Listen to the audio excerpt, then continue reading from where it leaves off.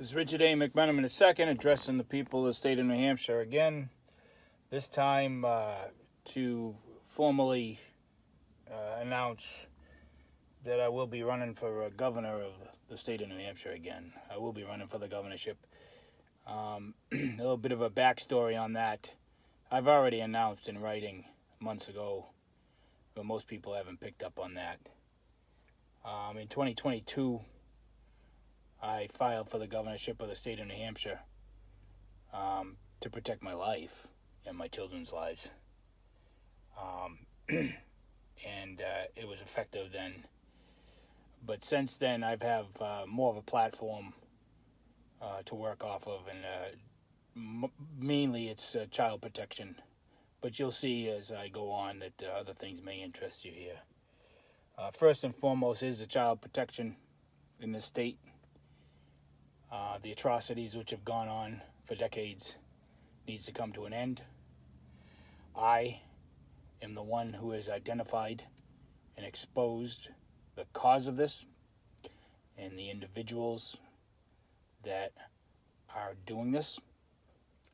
And I have these people's names. I know who they are. I've got a very good start on this already, just in my case, because what's been happening with me for the last 5 years. And there's nobody else in this state that isn't involved in this that has this information and can effectively eradicate this violent behavior upon children in this state.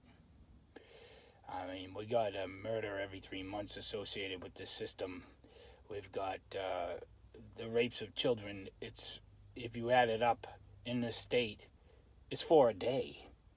I mean, these are human rights violations on a global scale right here, relatively speaking, in this little state. This is very, very serious. I'm the one that pushed MUR to do that story on the Sununu Center. If it wasn't for my persistence on all of this and my aggressiveness on all of this and writing, over 1 million words have been written on this, then that might not have happened. And this would just continue to go on. You know, I said this last year at a political thing, I guess you could say, at a barn in Ware. I said, I don't think the people of the state of New Hampshire are going to have the opportunity again to have somebody, to elect somebody with the knowledge that I have to stop these violent rapes and murders of children in the state.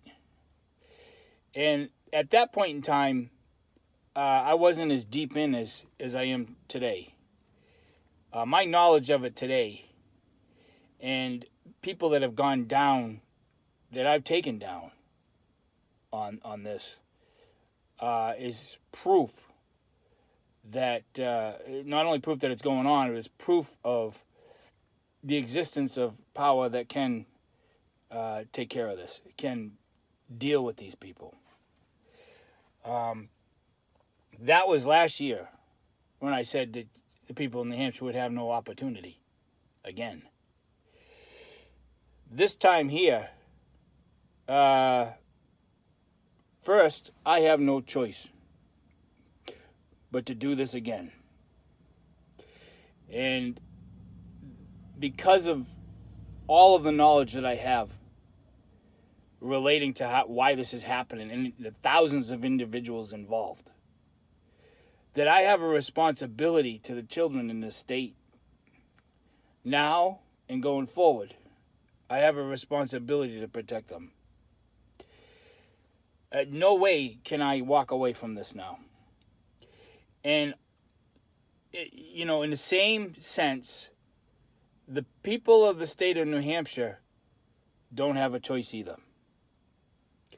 You don't have a choice now because of my knowledge and of the power that I have because of that.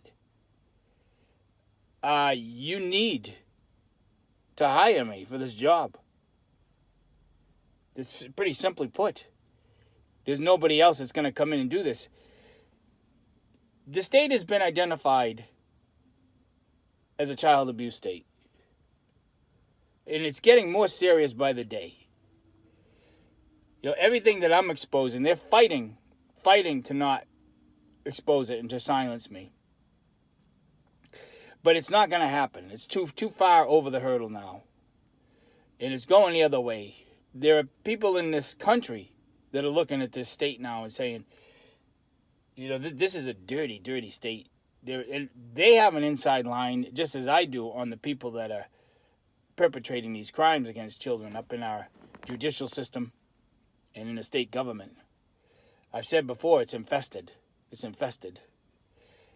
And now the people of New Hampshire have to make a decision whether you are going to hire somebody that will eradicate these people, eradicate this whole culture in this state of these serious human rights violations against children,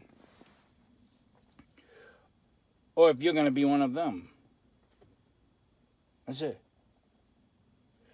You want to keep hiring the same individuals? They're all connected. Black-haired woman's up against... That's Sununu's buddy. All Sununu. The whole 40 years. They're all been attorney general.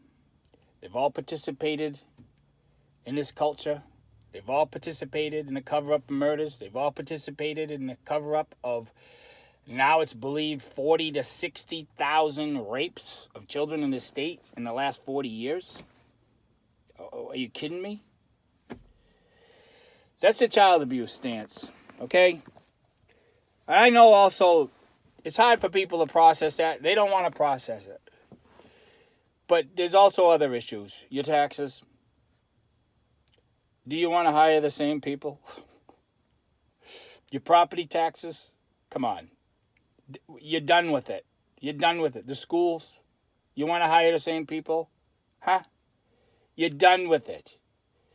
I have plans to bring down your property tax, and I'm going to hit hard, fast, hard. Innovations for the schools, bring those costs down, make it easier for everybody, make it easier for the teachers, make it easier for the districts, make it easy for the children, where the children can be enriched more of a community-type schooling that involves innovative, remote, mixed with in-person. This whole antiquated system of sending kids to these buildings every single day for these countless hours doesn't work. Doesn't work. This country is not going to do this anymore. The younger generation has figured it out. They're not going to do it. The first opportunity they have to go innovative on schooling, they're going to do it.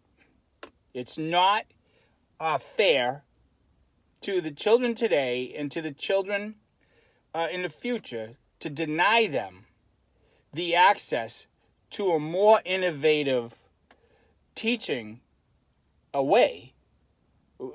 This is the world of the iPad. What the hell are we doing sending them to school for all those? I'm not saying that they don't need in-person friends and, that type of dynamic. And that needs to happen too. But you at least need to start with a hybrid model. This is going to take the country, in the next 20 years, this is going that way. And for New Hampshire to have the opportunity to be on the ground floor, I would bring in people with innovative ideas and start applying them to New Hampshire schools. And I believe that in the same sense, I strongly believe that it will take down the cost substantially in these schools and give the New Hampshire property taxpayer a break. Those are a couple of things. The drug epidemic, forget it. Forget it. You bring drugs over the border, you're going to be one sorry mother ever when I'm governor of the state of New Hampshire. Just to start. I will give people that are afflicted with a drug problem the opportunity to right themselves, to get out of it. But there's only got to be so much chance on that. This has gone on too much, and we cannot continue to expose our newer generation and give the drug culture an opportunity to continue to affect our children and our citizens in the future. It needs to be stopped. I'll stop it. That's going to go hand in hand with protecting children. A couple of things, a few things. That's where I'm at. I have no choice but to run for governor of the state of New Hampshire again. I respect the people of the state of New Hampshire. I've been here most of my life. I'm a lifelong resident. I grew up in Hopkinton for the most part. Before that, we were in all sorts of other towns, which makes, I was able to experience a lot of learning, different types of schools, a lot of diversified learning when I was younger. We have a great state here. It's been noticed that this state is beautiful.